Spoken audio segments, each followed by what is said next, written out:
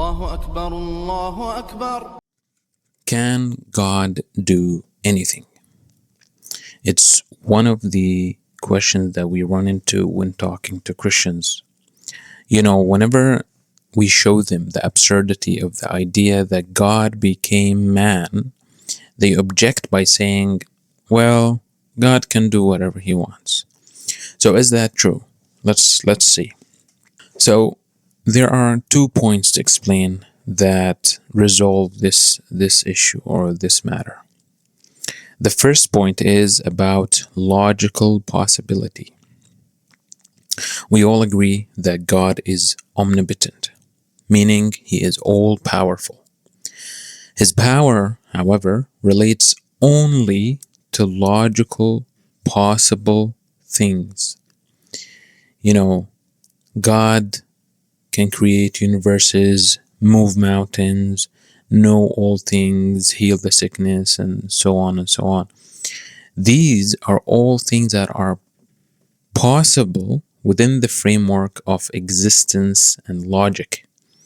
God's power is limitless over all coherent logical possibilities.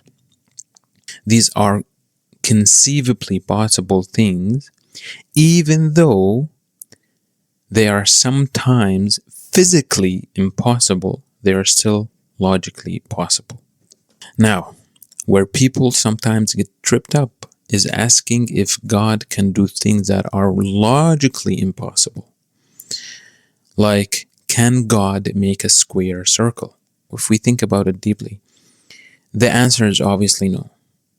However, this is not a limitation on God's power.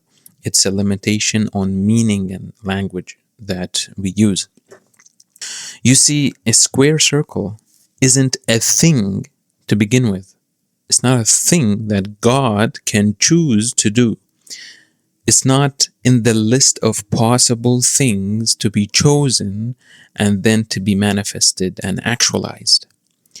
It's as illogical as saying purple green is a color. It's a contradiction in terms. It's a word salad. It means nothing. It doesn't refer to any actual real thing in all of existence and reality.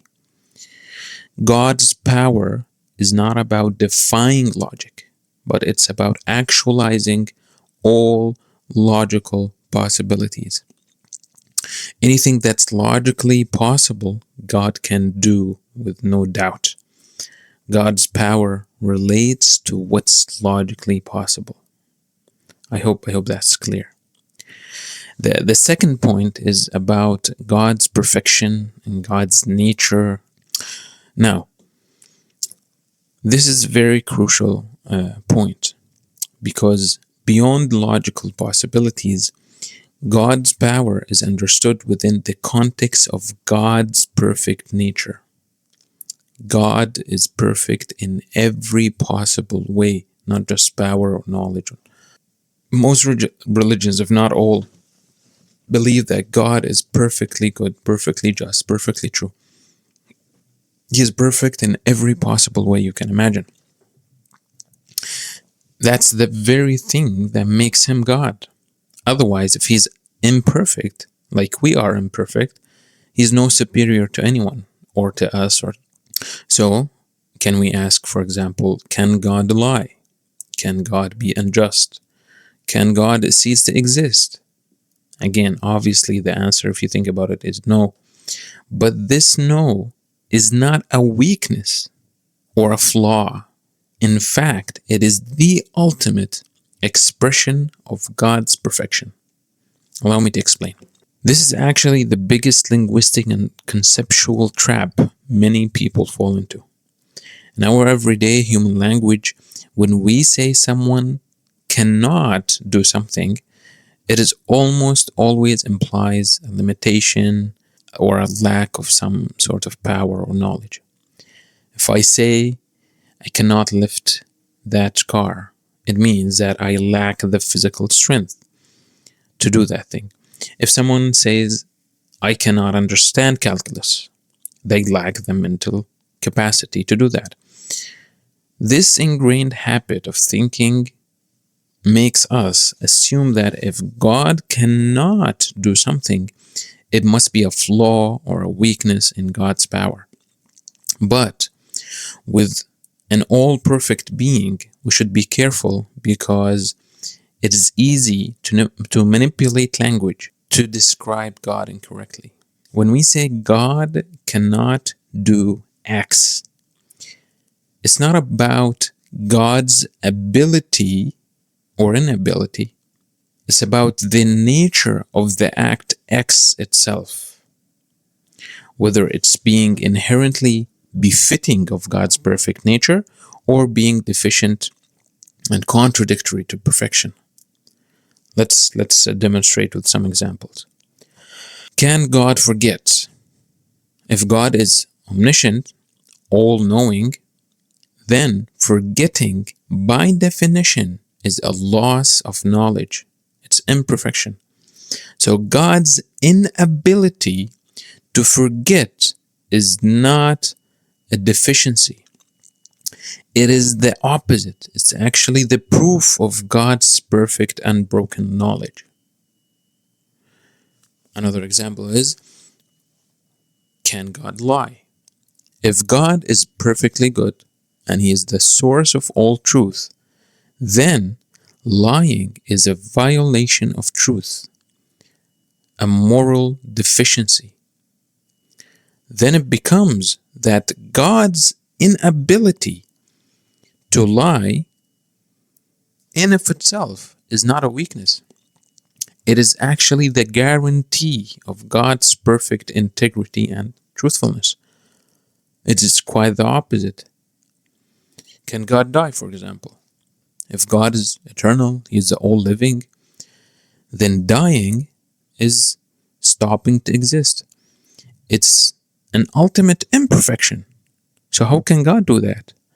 Then it becomes that God's inability to die is in of itself a point of perfection. God's perfection is not about ability or inability to do things. It's about the nature of these things that God does. These things must be befitting of God's perfect nature. Think of this as quality versus quantity. It's not about God being able to do the most number of things. It's about the most perfect things. And this is what we should think of when talking about God. It's a maximal perfection. It's not about maximal number of actions, it's maximal perfection. I hope this is also clear. So, with these 2 points in mind, when Christians say that God became a man, that's like saying God became a rock, or God stopped existing, or that square circles exist. These make absolutely no sense. They are all logical impossibilities. They're just words put together that produce absolutely no meaning and refer to nothing true or logical in all of existence. Because the very list of qualities or attributes someone or something needs to fulfill in order to be God makes that very same thing or someone automatically not man. Equally, the very list of qualities to be fulfilled in order to make someone a man are the very same qualities that make that someone not a God. That someone or something cannot, by any imaginable stretch of the mind, fulfill both of these two opposite lists of qualities. It cannot be both man and God at the very same time, because simply that's a contradiction. And contradictions do not exist, just like square circles do not exist. So just to summarize, we have 2 points. We talked about 2 points. The first one is logical possibilities, is that God's power is related only to logical possibilities. Logical impossibilities are not real or actual true things that exist in reality. They're simply contradictions, just like square circles. The second point was about the linguistic wordplay or trap that we fall into. It's not about ability or inability, because I can frame linguistic structures that make someone, even though they're able, deficient, and on the other hand, makes them, even though they are unable, perfect.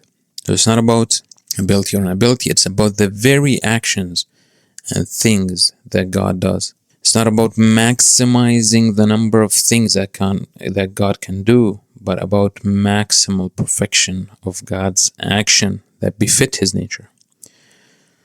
That's why in Islam we say God, who is Allah Azza wa Jal, He does whatever befits His majesty, and He is exalted and glorified and honored from any imaginable deficiency or imperfection.